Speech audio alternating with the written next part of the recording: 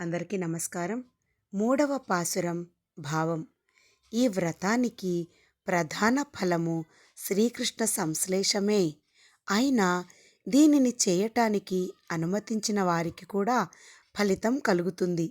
బలిచక్రవర్తి నుండి 3 అడుగుల దానాన్ని పొందిన శ్రీకృష్ణ పరమాత్మ అత్యంత ఆనందాన్ని పొంది ఆకాశమంతా ఎత్తుకెదిగి 3 లోకాలను కొలిచాడు.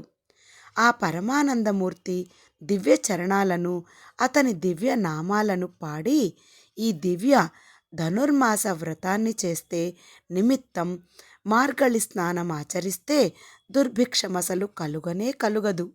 నెలకు 3 వర్గాలు కురుస్తాయి.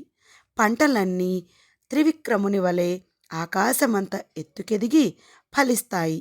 పంట చేల మధ్యనున్న నీటిలో పెరిగిన చేపలు తుళ్ళిపడుతూ ఆనంద సమృద్ధిని సూచిస్తాయి.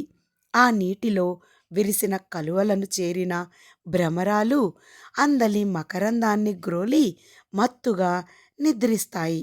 ఇవన్నీ సమృద్ధికి సంకేతాలే.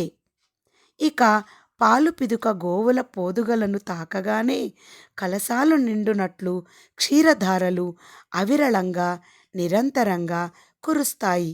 ఇలా తరగని మహదైశ్వర్యంతో లోకమంతా నిండిపోతుంది. కావున వ్రతాన్ని చేద్దాం రమ్మని సఖులందరినీ పిలుస్తోంది గోద.